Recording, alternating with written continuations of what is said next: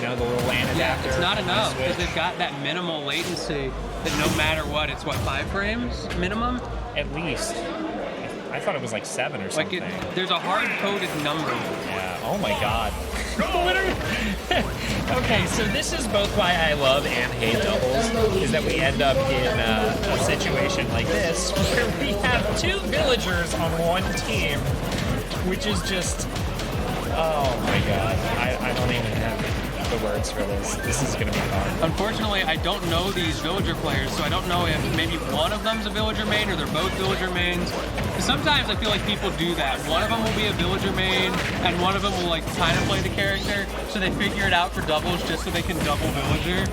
Yeah, you know, and that's one of the things that I love and again hate about doubles is that you end up in these situations where you play against 2 players playing the same character, and so it's just double the obnoxious shenanigans the entire time. I love double shenanigans. I do too. It's so much fun. Especially with a character like Villager, which is again just a very janky character. And like they're playing against top tiers, so you can't even be like, oh, your character's unfair. It's top tier that they're up against. Yeah. So.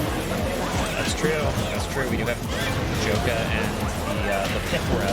I wonder what the Pyra versus Mithra split's going to look like here, because there's such polarizing pros and cons to each in a doubles set. Like, it takes their advantages and disadvantages from singles and kind of multiplies them for doubles. Yeah, that's very true.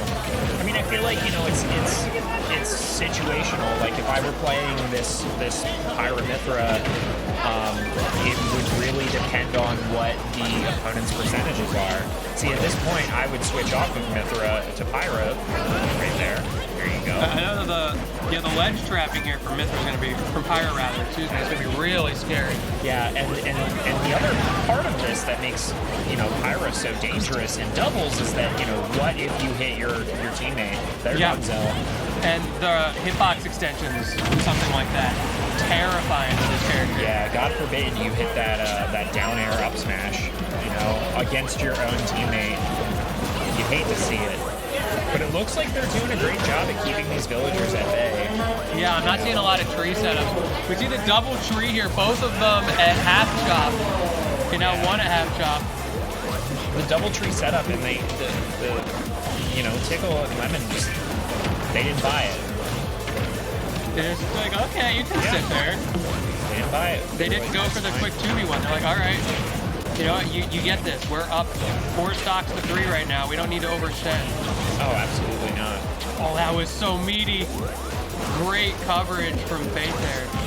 Who is, I can't tell which one's which between Tickle and Lemmon because they don't use the taxi game. Yeah, no. We got Arsene doing Arsene things. That was a beautiful down air right at the ledge to take out Mika. Mika had to borrow a stock from Opsine. Yeah.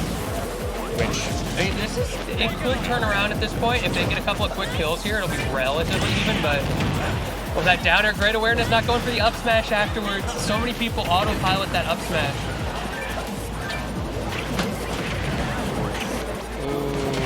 and you know, Villager is such an interesting character too, because it's like, you know, you've got all of the offstage options you could ever dream of with that upbeat. Which is nice for the 2v1 right now, but you gotta take 4 stocks, my guys, so.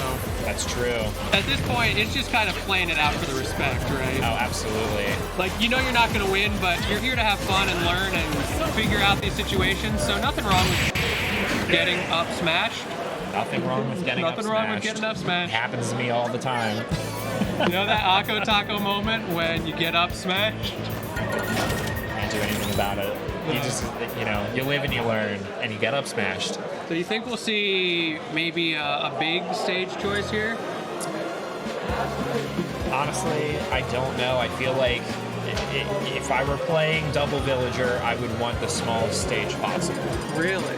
Yeah, for the tree coverage. See, You know? that's an interesting point. You get the tree coverage on the one hand, but I was just thinking about spacing out of these really impressive hitboxes that keep getting them. It's That's a tricky the other part of dichotomy. it. You know, you've got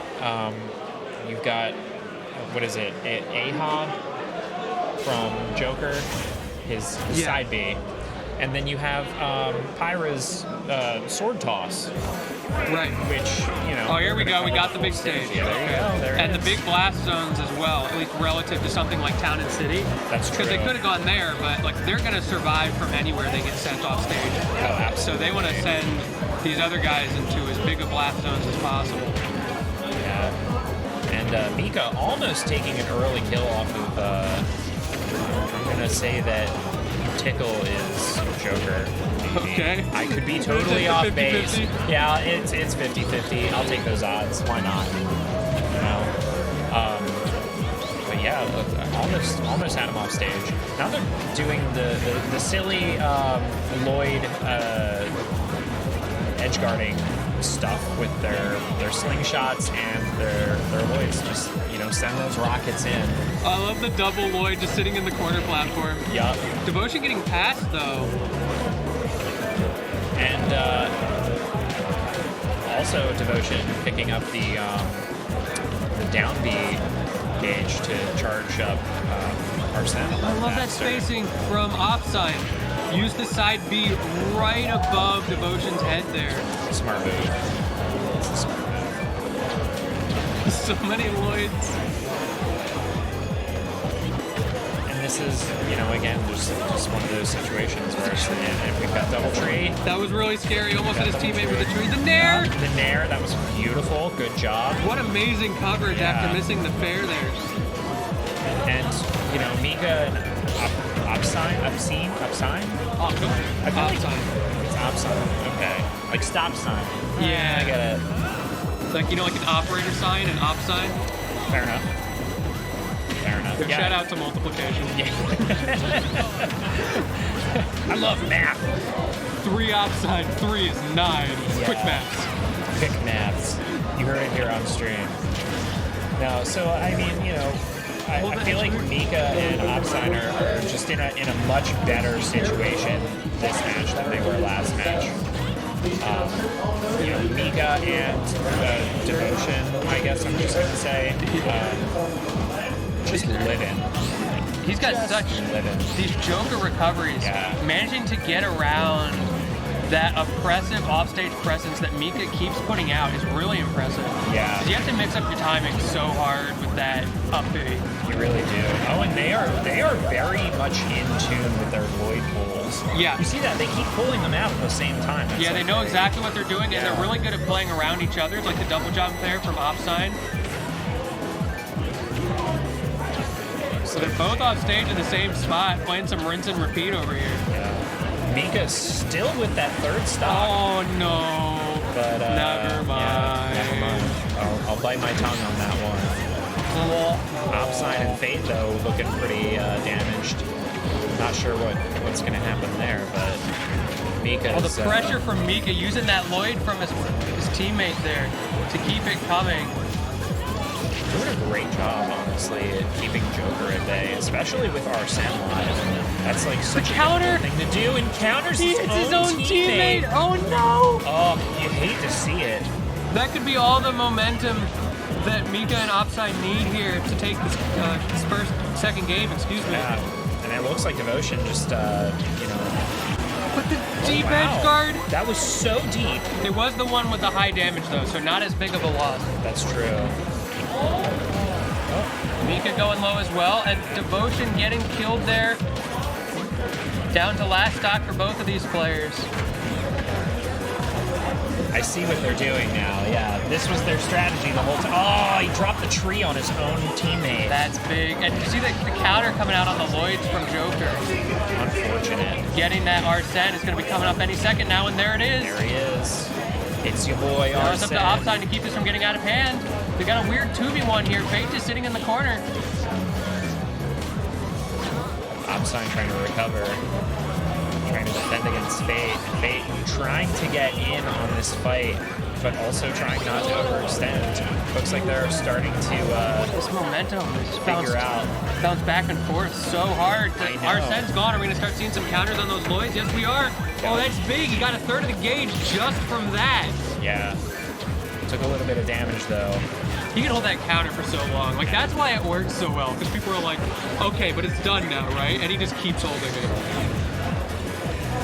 It's like week 1 Ike counter, where it was a little longer than you thought it would be. The extension, the 2v1 all of a sudden coming out here. Devotion going deep. Not overextending though, but the regrab situation gets back. Beautiful tech from The Mika. coverage. Devotion going so hard for these edge guards. This is risky because Mika could just turn this around any second. It's true. The one balloon doesn't pop in the down air. And he got the down air. Mika's this back is in it. anyone's game. And the dash Pyra attack. just does Pyra things. And that's the 2-0 right there. There it is. There it is.